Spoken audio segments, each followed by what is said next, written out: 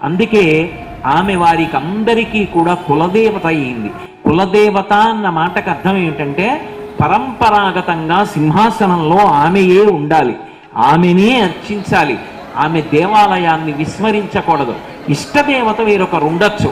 మీరు రామాయణం చదువుకుని రాముడు మీకు ఇష్టదేవత కావచ్చు, లేకపోతే వేరొకరు ఇష్టదేవత కావచ్చు.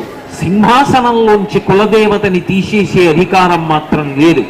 మొదటి పూజ కులదేవతకి, మొదటి దర్శనం కులదేవతకి, మొదట ప్రాణాలు కింద కాపాడుకోవలసింది ఎవరిని అంటే ఈ వాసవి కన్యకా పరమేశ్వరి దేవాలయాన్ని, ఈ చరిత్రని, ఈ సంప్రదాయాన్ని, ఈ అమ్మవారిని, అమ్మవారి పూజని, అమ్మవారి దేవాలయాల్ని మొట్టమొదట కాపాడుకోవలసినటువంటి సంప్రదాయము మీది.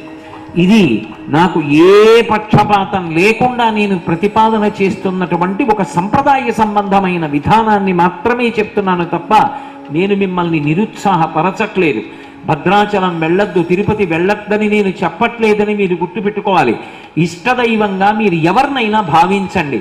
కులదైవంగా మొట్టమొదటి పువ్వు మాత్రం వాసవి కన్యకా పరమేశ్వరికి వెళ్ళాలి.